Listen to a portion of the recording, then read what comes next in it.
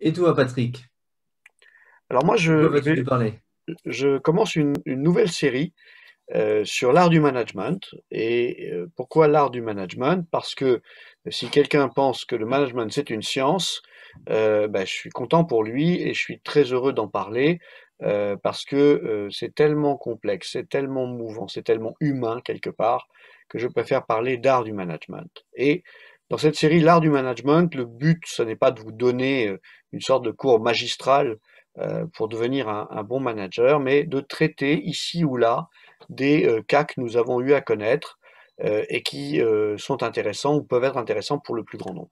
Et particulièrement aujourd'hui, dans cette série, je vais vous parler de l'idée de remettre en selle une équipe démoralisée. Alors, je fais appel à Victor Hugo, une fois n'est pas coutume, si Victor Hugo veut bien venir. Apparaître. Souvenez-vous de son poème suite à la défaite de Napoléon en Russie, quelque part un peu plus loin. L'espoir changea de camp, le combat changea d'âme.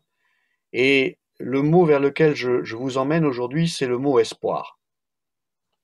Et la puissance que ce mot peut avoir. Donc, rappelez-vous que votre équipe conditionne votre succès.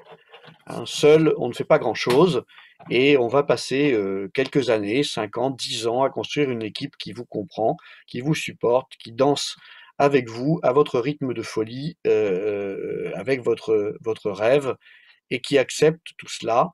Et cette équipe, évidemment, c'est un groupe d'êtres humains autour d'un projet partagé. Et il y a des bons moments et des mauvais moments. Et on peut dire qu'en ce moment, on est pas mal d'entrepreneurs à avoir connu des difficultés. Donc, des hauts et des bas. Et puis, il faut aussi reconnaître que c'est pas automatique pour un entrepreneur d'être un bon manager. Hein. Autant euh, un entrepreneur a pour lui, en général, les qualités de vision, les qualités d'énergie pour mener à bien ses projets. Il a, euh, il a ce besoin fondamental hein, de faire des projets successifs. Autant être un bon manager, et ben ça s'apprend et ça s'apprend à la fois par l'expérience, mais aussi en se formant. Et donc, si vous n'êtes pas un extraordinaire manager, et admettons qu'on est assez peu nombreux à être de bons managers, eh bien, qu'est-ce qui se passe quand la déprime s'installe dans votre entreprise? Eh bien, d'abord, première étape, il faut former, il faut avoir le bon diagnostic. Parce que on peut être dans un cas d'entreprise en difficulté. Il est évident qu'aujourd'hui, si vous avez perdu 70% de votre chiffre d'affaires ou plus suite à la crise de la Covid, eh bien, vous êtes une entreprise en difficulté. Mais c'est aussi le cas si, en dehors de ce problème euh, sanitaire, vous avez une entreprise qui s'est retrouvée frappée par une conjoncture adverse ou des concurrents qui innovent et qui lancent un certain nombre de nouveaux produits qui rendent les vôtres obsolètes. Donc, premier cas, êtes-vous dans une situation d'entreprise en difficulté? Deuxième cas, de déprime, connu, changement de dirigeant ou d'actionnaire. Évidemment, lorsque vous rachetez une entreprise, par exemple, eh bien, vous allez être accompagné par l'ancien dirigeant pendant quelques mois, et puis peut-être qu'il va s'en aller, et vous allez vous retrouver à la tête de ce groupe d'êtres humains qui vous a pas choisi, d'accord, qui vous connaît pas, qui n'a pas 10 ans d'expérience avec vous, et pour qui vous êtes véritablement un alien, donc une source de danger, et peut-être, effectivement, vos premiers changements sont-ils mal compris, votre évolution de la société que vous avez rachetée ne se passe pas forcément et pas comprise, et du coup, bien, vous avez en face une déprime qui peut s'installer. Quelque chose d'assez fréquent, on rencontre souvent des entrepreneurs qui n'ont pas conscience qu'ils sont aussi le maître de justice dans leur entreprise. On vous en a déjà parlé, rappelez-vous la chronique que Jean-Christophe a fait à ce sujet et que vous pouvez retrouver assez facilement. Eh bien, si vous laissez régner l'injustice dans votre entreprise, vous allez avoir en échange du désengagement Et à force de désengagement, vous pouvez avoir une spirale dépressive et des gens qui se mettent à déprimer, donc collectivement. Vous avez, bien sûr, ce qui fait partie de la vie de toutes les entreprises, un projet en échec, un client qui s'en va, un client majeur bien sûr, et là on se remet tous en cause et on s'inquiète pour l'avenir, hein. Donc c'est une autre source, une autre possibilité pour avoir un impact négatif sur vos équipes. Et puis bien sûr, c'est arrivé récemment chez un de mes clients, il y a eu un départ de collaborateurs, très appréciés, qui n'étaient pas du tout, ni compétents, ni sérieux, donc rien, finalement d'illogique à son départ. Mais parce que cette personne avait su, se faire apprécier de toute l'équipe, c'était un petit peu, le joyeux luron, du groupe, et bien, cette personne, finalement, quand elle est partie, bah, l'ambiance est retombée et on a vu qu'il y avait une forme de déprime qui s'installait. Il faut comprendre que, de votre point de vue d'entrepreneur, vous ne saisissez pas ce qui se passe.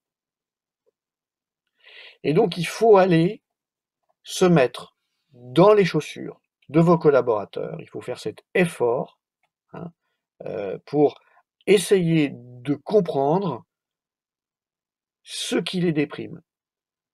Encore une fois, c'est possible d'avoir peur pour l'avenir, c'est possible de sentir, des injustices, c'est possible, d'être découragé, c'est possible d'avoir perdu un collègue qu'on aimait bien ou qui jouait un rôle clé, dans l'équipe, mais la première étape pour le diagnostic, c'est de se mettre à la place de vos collaborateurs. Ensuite, quand la déprime s'installe, eh bien, première idée, le temps ne suffira pas à résoudre le problème. C'est-à-dire qu'une spirale dépressive, ça va de pire en pire. Et pour ceux qui ont connu, ou qui connaissent aujourd'hui, ces moments, ça se traduit par le fait que, les équipes voient tout en noir, qu'elles ont plus cette petite étincelle, qui, permet d'avancer et que donc du coup tout devient un problème, hein. C'est, se lever de son lit quand on est dépressif est un problème, quand on est à cet endroit-là, ça ne se résoudra pas tout seul.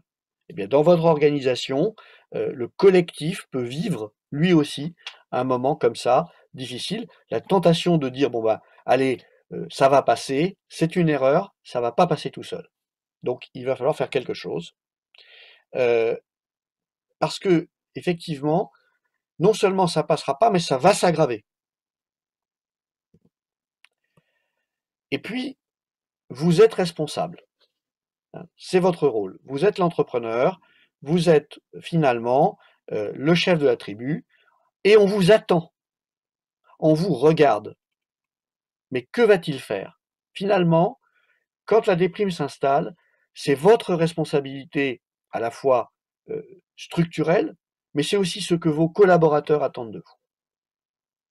Alors il existe une solution qui a ses limites, mais qui marche relativement bien et c'est ça que je voulais partager avec vous aujourd'hui. C'est de lancer un projet en mode start-up.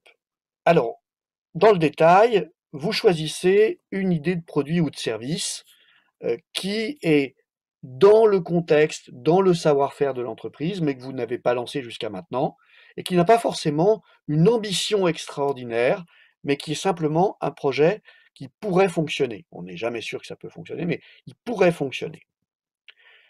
Vous nommez un chargé de projet optimiste. Alors, il peut être dans l'entreprise, ou bien il faut le faire venir de l'extérieur quand la situation est trop dégradée, mais il faut que la personne qu'on met en charge de cette opération soit dans l'optimisme, dans la joie, dans le bonheur de ce projet. Vous travaillez étroitement avec votre chargé de projet pour montrer à tout le monde l'importance que vous y accordez. Donc c'est quelqu'un qui a accès à vous plus que vous lui donneriez d'habitude. Vous pouvez par exemple décider de passer 2 fois 2 heures par semaine avec cette personne pour l'accompagner dans le lancement du projet. Tout le monde va s'en apercevoir. Je vous rappelle que tout ce que vous faites dans votre organisation est scruté à la loupe, puisque la survie, le bien-être de tout le monde dépendant de votre capacité à bien diriger, tout le monde vous regarde. Donc, tout le monde va voir que vous êtes en train de travailler étroitement sur ce projet-là. Vous laissez ensuite tranquillement ce collaborateur optimiste s'interfacer avec l'équipe qui déprime un peu et vous le laissez montrer son enthousiasme. C'est un peu le moment où vous rajoutez une goutte de Ricard dans l'eau. Ça change tout doucement le goût de l'eau. Vous restez sur un principe de perte acceptable, hein, on pratique ici l'effectuation, vous le savez, et vous communiquez sur ce montant. Vous ne voulez pas que vos collaborateurs s'imaginent que vous jouez l'avenir de l'entreprise sur ce projet qui est un petit peu décalé par rapport au business habituel de l'entreprise. Donc, vous indiquez que vous êtes prêt à perdre 5 000, 10 000, 20 000, 50 000 euros sur ce projet, que c'est la perte acceptable, mais que vous espérez, bien entendu, que ça va fonctionner. Ça va rassurer tout le monde sur le fait que vous n'êtes pas devenu fou et que vous n'êtes pas devenu quelqu'un qui cherche la moindre possibilité d'aller dans une direction pour sauver l'entreprise. C'est une décision rationnelle, vous communiquez sur le fait que c'est une décision rationnelle. Et enfin, fixez des deadlines ambitieuses en termes de timing. Donc par exemple, des cycles de 30 jours. Et vous allez voir que ça va obliger les collaborateurs à accélérer leurs échanges. Si on dit on est live dans 30 jours avec ce nouveau projet, même si vous-même, vous savez que ce sera plutôt 60, parce que ça ne sera jamais exactement comme vous l'espériez, le fait de mettre une deadline courte, de mettre des délais ambitieux, va obliger tout le monde à s'interfacer, à parler, à dialoguer. Bien entendu, notamment, ce collaborateur chef de projet optimiste, vous allez avoir vous allez l'envoyer discuter avec votre DAF, avec votre responsable des opérations, avec votre responsable logistique, avec votre responsable informatique, avec bref, tous les principaux collaborateurs de l'entreprise. Elle va venir, cette personne, leur demander de l'aide pour ce projet. D'accord? Et donc, vous allez avoir un impact assez immédiat, puisque au lieu de se regarder le nombril et de se dire que l'entreprise est foutue, les gens vont finalement s'accrocher à cette bouée et ils vont accompagner au début avec scepticisme, un peu plus tard avec du doute, et éventuellement, vous allez voir renaître, c'est en tout cas ce qu'on a pu observer chez plusieurs de nos clients, vous allez voir renaître, d'accord, de l'engagement, ce qu'on appelle l'optimisme de l'action, c'est-à-dire le moment où le fait d'agir bloque la spirale dépressive. En conclusion, c'est plus facile de faire renaître l'espoir sur un petit projet. L'erreur qu'on a vu faire à plusieurs reprises par des entrepreneurs, c'est d'imaginer que pour sortir d'un moment délicat, il faut envisager un grand projet. Eh bien, non, vous allez plutôt effrayer, de notre point de vue, les collaborateurs avec un grand projet, alors qu'avec un petit, ils vont peut-être pas y croire, ils vont peut-être s'en moquer un peu, mais l'énergie du petit projet, l'énergie finalement positive, va se diffuser sans le fait de prendre de gros risques pour votre entreprise. J'insiste, mais c'est vraiment votre rôle, hein. Le chef de la tribu, il a finalement, entre autres, la responsabilité de tous les collaborateurs et de s'assurer que tous les collaborateurs sont dans une attitude, une position de pouvoir agir positivement. Donc, n'imaginez pas que ça va se faire tout seul et n'imaginez pas que quelqu'un d'autre le fera à votre place. D'accord? C'est votre job. Les résultats sont souvent très bons. Dit différemment, en 60 jours et pour quelques milliers d'euros, vous pouvez commencer à renverser l'état d'esprit de votre équipe. Enfin, ne rien faire est désastreux. Et là, vous êtes dans une opposition entre le fait que ce que vous allez tenter ne réussira peut-être pas, mais de toute façon, ça amènera du positif, ça amènera de l'énergie, et le fait que ne rien faire va faire en sorte que les choses empirent. Donc, vous n'avez pas le choix, il faut vous y mettre, il faut vous y lancer. Et un des bénéfices, c'est que vous aussi, vous y prendrez grand plaisir. Donc ce petit projet mode startup à côté de votre métier principal, eh bien vous allez vous aussi retrouver finalement le plaisir et l'énergie qu'on a lorsqu'on lance un nouveau projet, lorsqu'on démarre quelque chose, lorsque on sort du port en mettant le cap vers une destination qu'on espère atteignable. Voilà donc l'idée dans la série L'art du management, qu'on peut tenter de récupérer une équipe déprimée, et voilà comment nous vous conseillons de le faire. Merci beaucoup, Patrick. Donc, finalement, c'est par l'action, hein. On dit souvent hein, le pessimisme de la réflexion, l'optimisme de l'action. Hein. Il y a des causes physiologiques à se sentir optimiste quand on agit. Notamment, je vous rappelle qu'on a démontré que le fait de marcher, courir, avoir un peu euh, d'effort physique vous ramène forcément vers un état d'esprit plus optimiste. Je pense que c'est la même chose pour votre équipe. Le fait de la mettre en mouvement va générer une petite étincelle d'énergie et d'optimisme qui ne demande qu'à grandir, puisque après tout, on ne cherche pas à aller moins bien d'un jour sur l'autre, on cherche plutôt à aller mieux d'un jour sur l'autre. Donc vous avez 3 millions d'années d'évolution qui conspirent à vous rendre finalement meilleur si vous avez cette petite étincelle d'optimisme et si vous vous mettez dans l'action. Et tout comme les psychologues, tu recommandes une politique de petits pas avant de faire des grands pas. Et oui, bien sûr. Voilà. Donc, si vous avez des témoignages, si vous avez des questions, si vous avez envie de lancer des choses comme ça et que vous ne savez pas par quel bout le prendre, eh ben, n'hésitez pas à nous appeler. On a une petite dizaine d'exemples qui ont fonctionné, plus ou moins bien, mais qui ont fonctionné au moins à minima en redonnant le moral à des équipes qui n'en avaient plus beaucoup.